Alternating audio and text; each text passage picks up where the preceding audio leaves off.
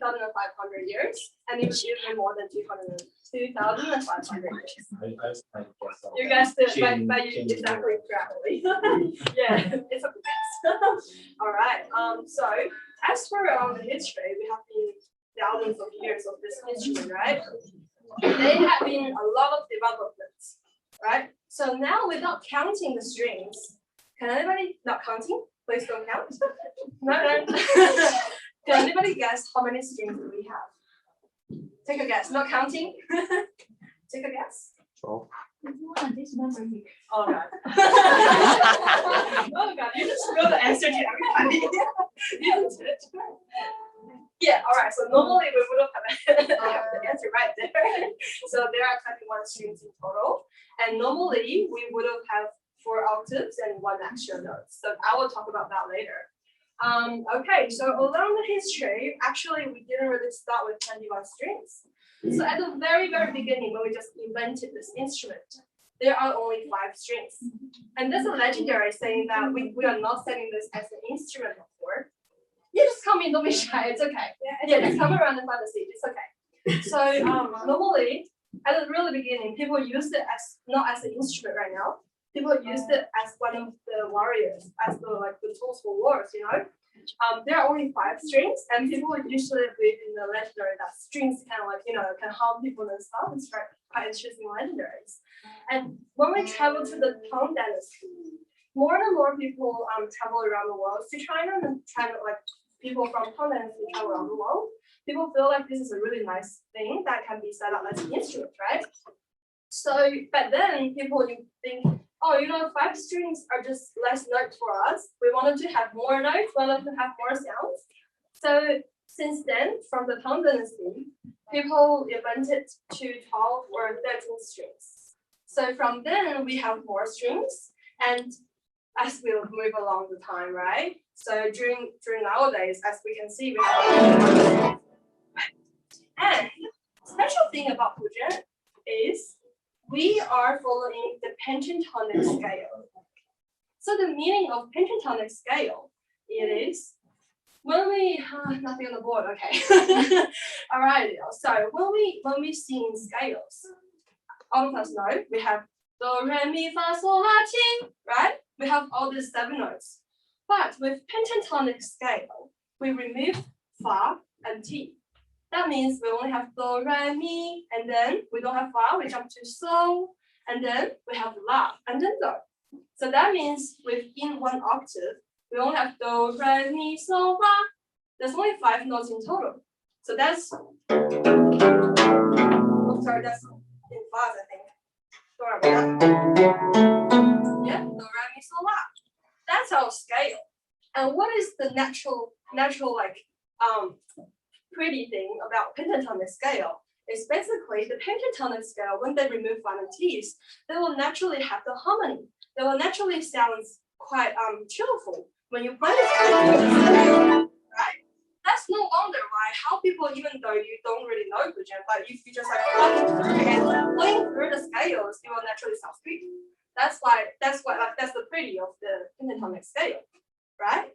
Okay, so within the 21 strings, we are majority in D major as the default set, right? So as all beginners, we will start with D majors, and we will train our Guzheng into D majors or G major and any others. But majority for the probably first half of the year even, we're gonna start on the D major scales, and we're gonna play stuff and practice stuff on D majors.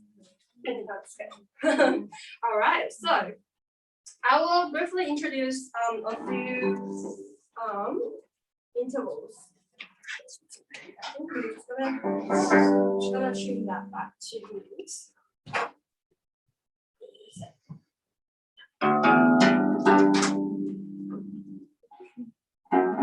Okay. All right.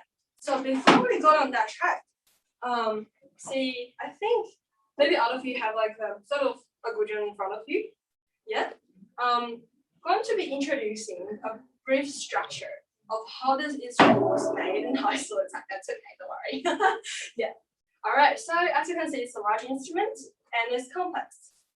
It was made out of like very, very small components in total. So let's look to the head. So when you stood in front of the guzheng, and on your right hand side, for all of you guys, it's like the left hand side. For me, like this way. Look this way to your guzheng. So this is the head, right? So everybody look at this part of your guzheng. Yeah, that part of the guzheng. Yeah. So we call that the head of the guzheng. And see here, there's a component or like a perpetual thing. We can open it up. So we can open it up like that. So maybe everybody can try to open it. Yeah. That one's a bit tight. Just yeah. Okay, great. So everybody opened it up, right? Yes. So see here is kind of like a box, right? So what we call this part is the tuning box, right? And within the tuning box, as we can see, there are little metal nails, right? So there are a lot of set of nails. And what we call them is the tuning peg, right? So we tie our string with the tuning peg, and we use this stuff called the tuning key. Yeah, we use the tuning key to rotate on this tuning pegs to make the sound higher or lower, right? So this part, we're just going to trim here. Alrighty, so when we close this, yep, that's the head. Yeah, that's how we're doing it. Yeah, it's okay. We can just close it now. Yep. You will make a noise. Don't worry, it's okay. Yep. Yep. Gently close it. Right, awesome. All right. Let's move to the left a little bit, tiny a little bit. We see all these little holes here, right? Yeah. Can you see those little holes right there? Yeah. So those holes are called the string holes. Yeah.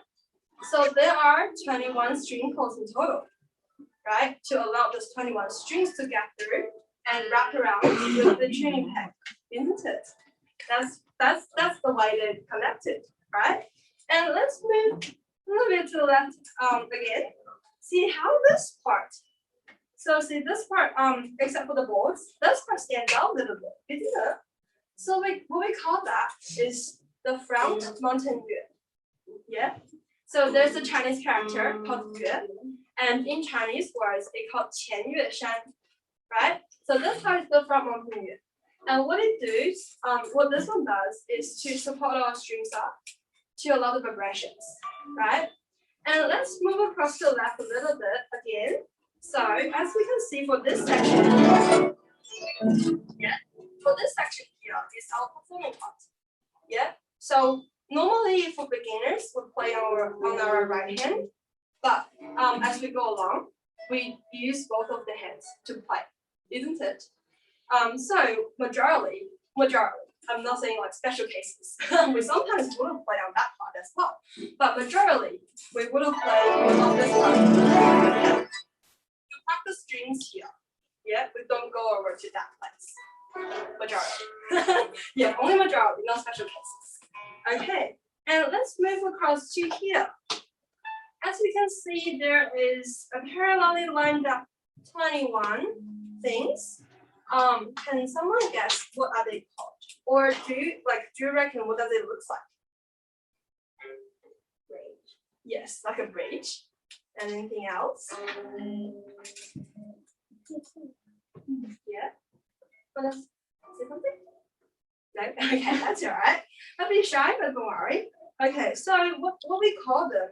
We call them the goose pillar and also the bridge as well. So why we call them the goose pillar? So if you look at the shapes, right? Imagine we rotate them upside down. It somehow looks like when the goose are flying on the skies. The shape looks like when the goose are flying on the skies. That's why we call them the goose pillar, right? And the reason we call them the pillar is basically it acts as a bridge, yeah. And it's supposed to strings up. It supports every single strings. And it will help us, similar to mountain yue, they will form up this kind of bridge thing and then allow the strings in the middle and we can play and vibrate, and also echo sound.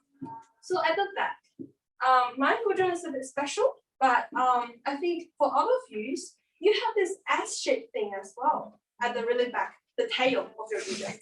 So look at the tail. You have this S-shaped thing, right? That hops up a little bit, just like our front mountain ear. Yeah. So for the tails, what we call them?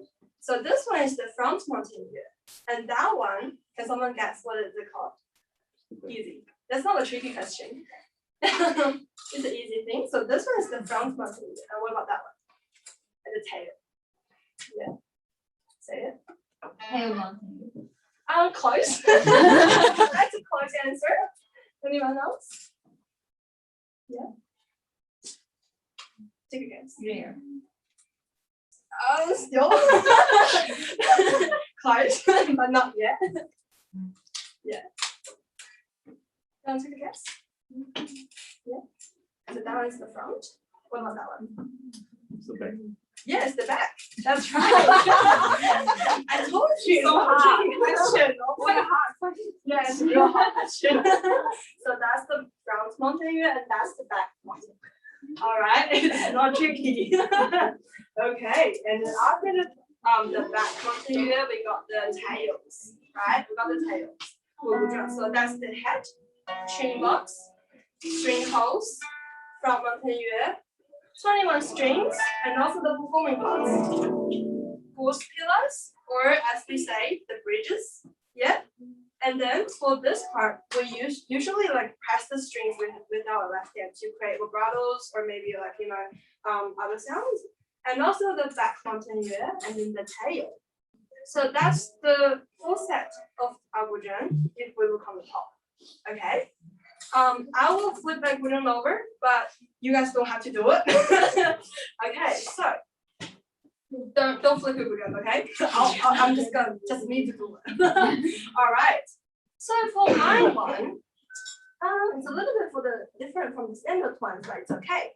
See how I have those two holes at the back of the guzheng, right? Yep. This is the hole. Okay. So That's the electronic one. Huh? Electronic one. There's a mini microphone inside. Ah. You need to perform. Oh, okay. All right. So this one should be a hole. And that one is small.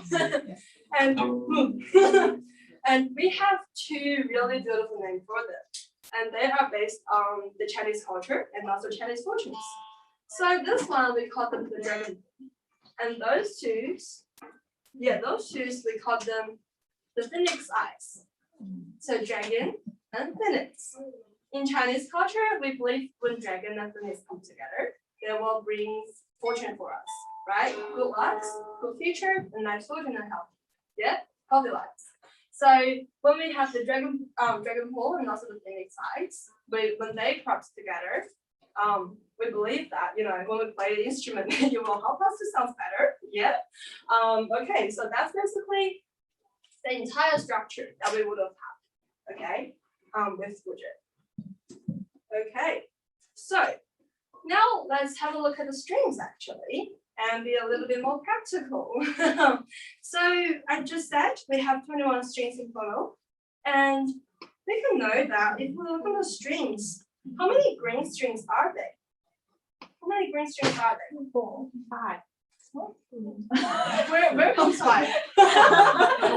Wow, it was a good math. That is a real good math. 4. Yes, exactly. Oh, wow. Awesome. So we got 4 little green strings. Thank you for answering me that. And in D major, so those little green strings are the little tool guys, or is our helper, right? They're our helpers to help us to remember which string are we, or which notes are we falling on. So in D major, those little green ones, yeah, they are do, re, mi, sol, la, as we say in the pentatonic scale, they are sol. The green strings, they are sols. So do, re, mi, sol, la, the sol are the green strings. Yep. Right, okay, I'll be counting a little bit like a quick math, right? Okay, and if we look at the strings, they are arranged kind of like vertically to us, right? So if the green strings are the soul, right? If the green strings are sols, and if we think about do, re, mi, so, la. So if so is right here, what is under so? Yes, that's great. So if we count it, think it backwards, right? So if we got the so here, the green ones, right? So and what's above so? Yep, that's right. And then what's above me? Right. Uh-huh. And what's above it? Yes, awesome. All right, great. So that's our scale here. So, mi, re, do, isn't it? So as we can go, so if we remember the green one is so, and we can easily remember what are the notes around the so, right? It's really easy, and it is helping us to remember like which notes we play, isn't it? So, and also within E majors, as what I said, we would have 4 whole octaves. Yeah, good try. Yeah, so we would have 4 entire octaves. So what does it mean of an octave? So as we see, when we sing the notes, do, re, mi, fa, sol, la, ti, do, right? So from do to do, from the lower do to the higher pitched do, that's an octave. Because after that though, we're gonna go back to do, re, mi, fa, sol, la, ti, do. It's just higher or lower. So that octave normally includes 5 notes, in Guzheng. Okay, so we're gonna look at from the very, very end string, or like the furthest string, from the body. Yep, the very end one. Yep. Everyone can try to pluck it. Yep. Yep. That one is our thickest string, and it's also the thinnest one. Yeah. So in D major, that note is do. Yeah. And as we move down for 5 notes, we are going for do, re, mi, so, la. Yeah. Yeah. So and then and keep going. Yeah, very nice. So and then yeah. So that's our first octave. Yeah. Okay, so the first octave is the deepest octave, and they are having the deepest sound, right? The lowest sound. And what we call them, normally we call them the alto octave. And when we say the notes, so this is the alto do, alto re, alto mi, alto so, and also alto la. Or we can call it the bass. Yeah, bass do, bass re, bass mi, bass so, and bass las. And let's move down to another octave. From this note is the do from the second octave. So do, re, mi, so. Yeah. So they're sounding slightly higher from this ones. Yeah. So those are the lowest ones, and then when we move down a little bit, those are the slightly higher. Yeah. Yeah. So those ones are sounding slightly higher. So this octave, you normally call them the low octave or yeah. Okay. So when we say the notes, it's the low do, low re, low mi, low so, and low la. Yeah. Okay. And let's move to the next octave. So from do, it sounds much higher, isn't it? Yeah, it sounds much higher. And this octave, yeah, sometimes I can block it, right?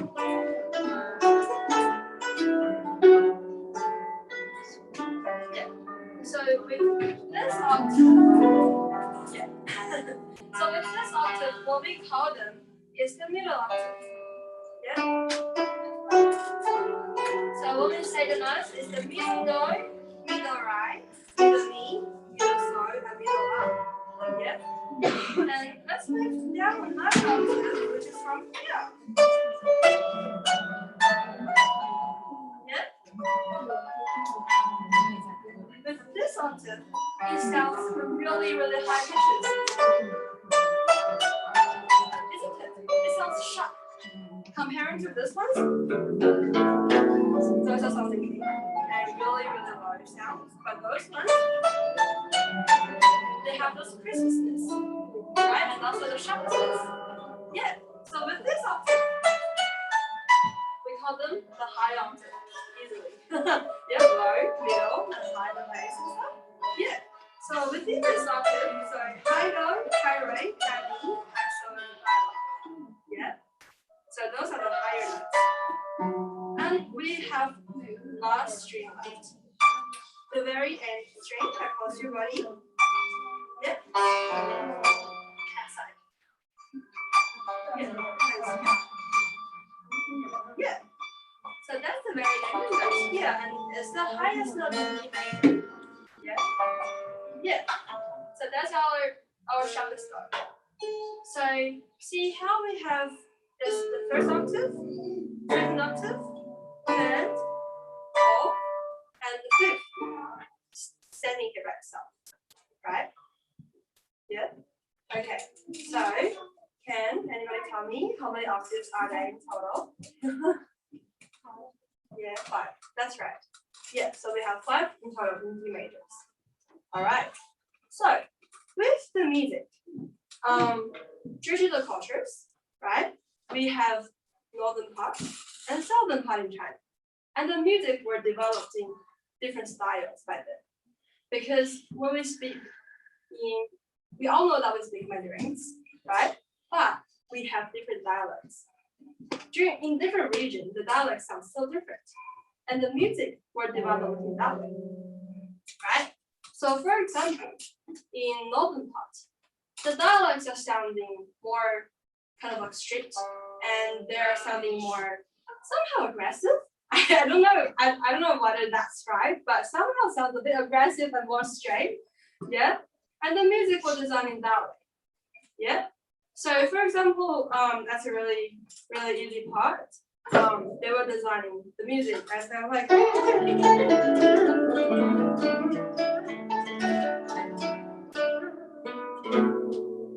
yeah.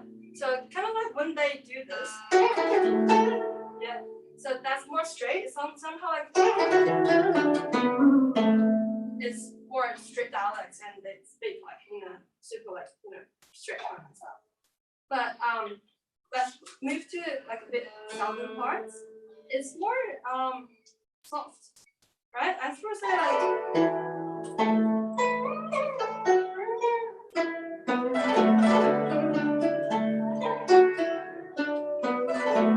it's more soft, and there's a lot of vibratos and ensembles, right? So it depends on different areas and depends on different regions how people are speaks and how the language were like arranged.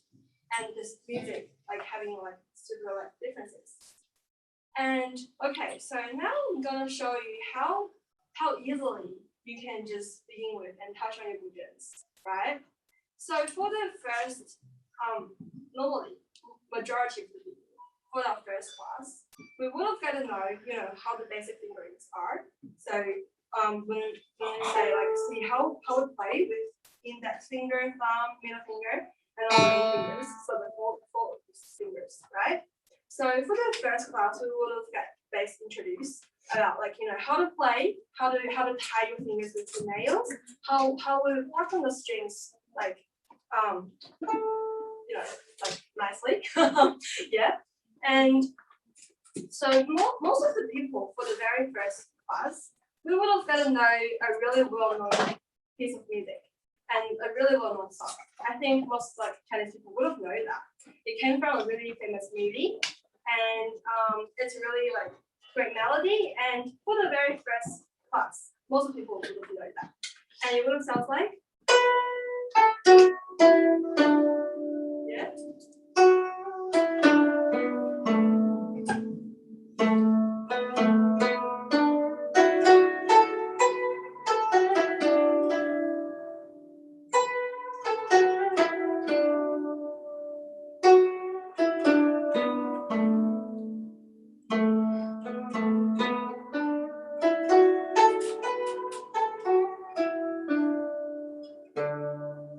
That's for the very first class. So for the beginning class, most of people will get to know that, and most of you will achieve this music. Will achieve the song. So see how easily you can get in touch with the Guzheng and start it, right? And normally, when we move to our like second or third classes, you will get to know more and more fingerings. And normally, even before the fifth class, you will know another well-known song called the Jasmine Flower, which is Moliya in Mandarin.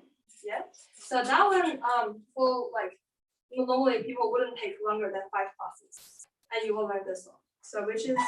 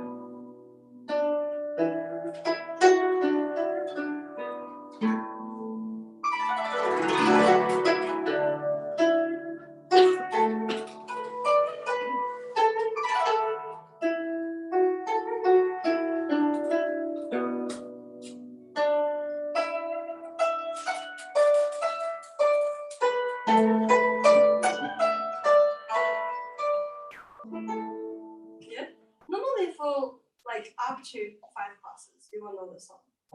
So see how easily we can track. And yeah, so Guzheng, as for beginners, it's really easy to get on with and play really nice songs. And we will make the songs more and more complicated as long as we learn more and more fingerings, more and more skills, you know. So it's really like good way for progressions. Yeah. So I think what's the time for now? Yeah, probably I'll leave a session for any questions. Yeah. Yeah. So I think it's better for us to have question sessions. Yeah. Okay. Anybody? Questions? Can Guzheng play Western music? Sorry. Can Guzheng play Western music? Yeah, definitely. So Guzheng is really innovative instrument, and there are like many music that's been moderated from even like some modern songs. So kind of like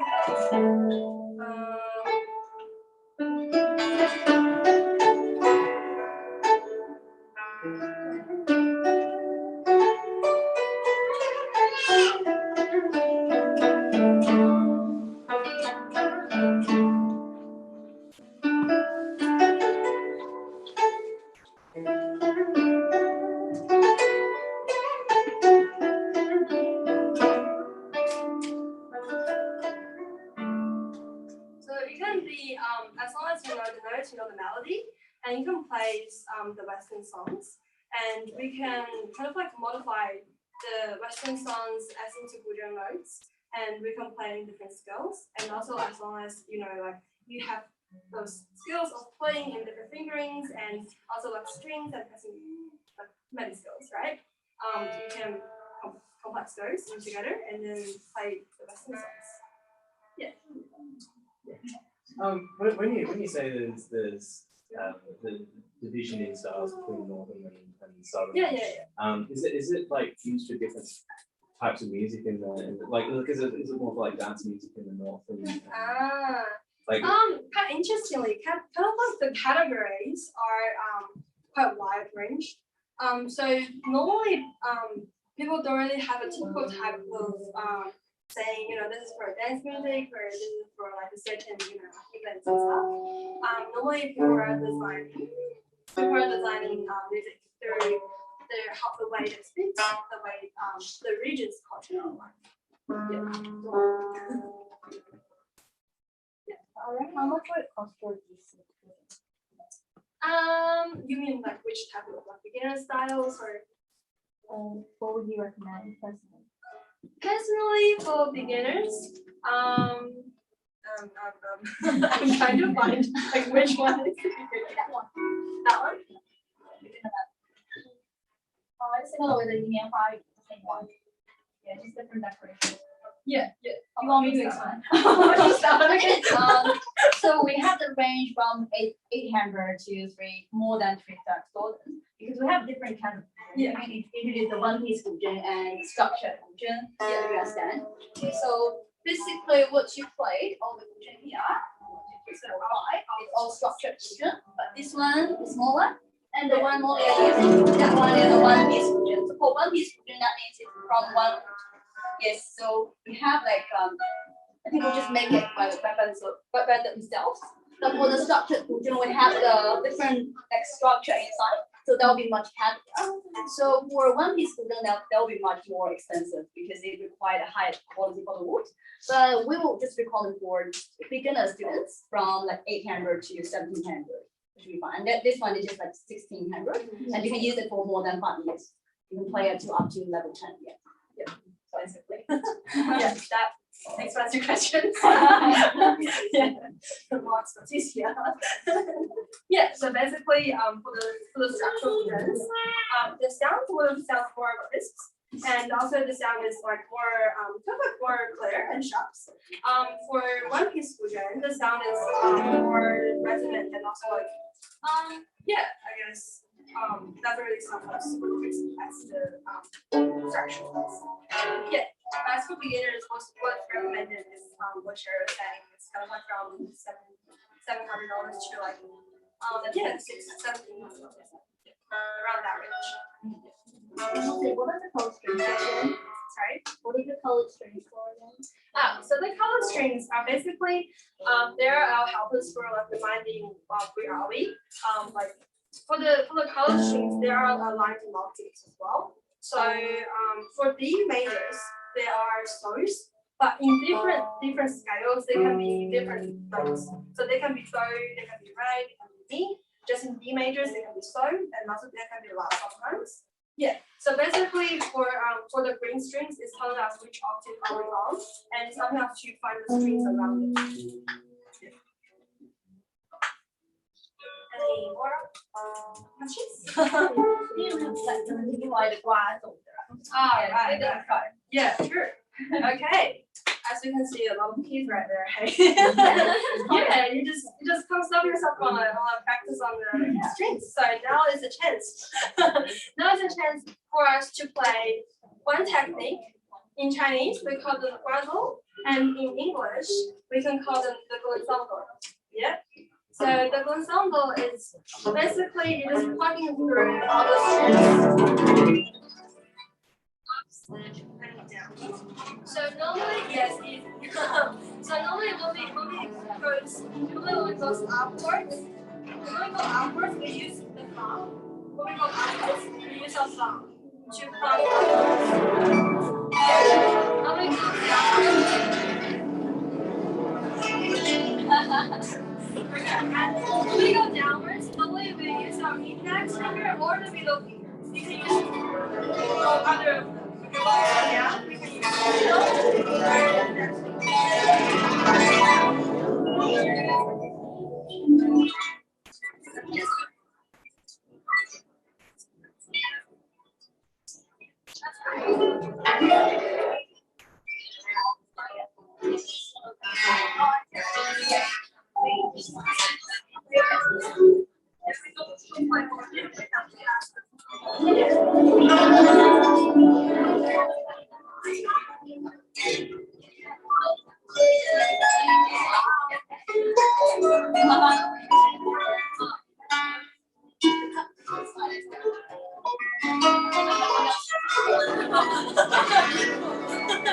Right, okay.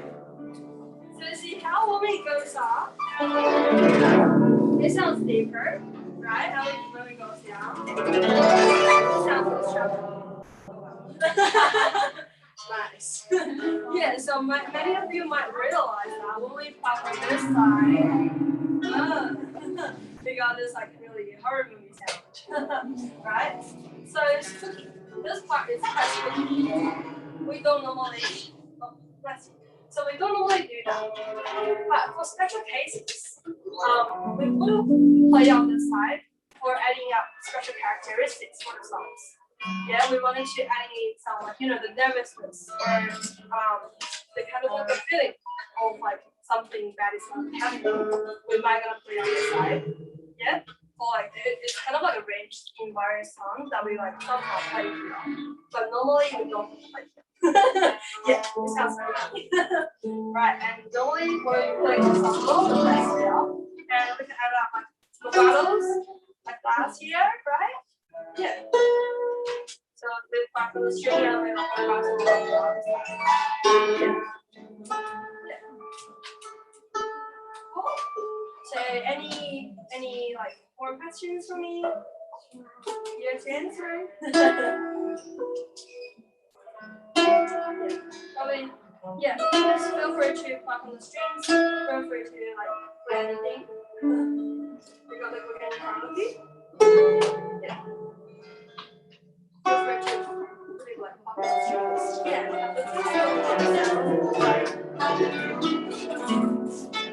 Yeah. Another try of like songs like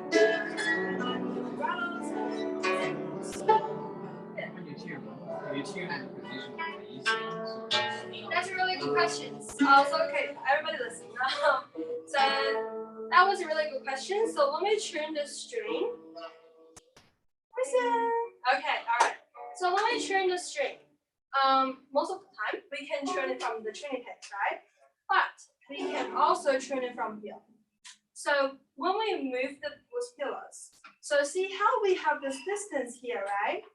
So when we move the goose pillar to your right, to closer to the front mountain ear, the distance between the string, between the mountain ear and the pillar gets shorter. So when it's shorter, it will have like sharper sound because the distance is shorter, and it will vibrate like quicker. And it's shorter.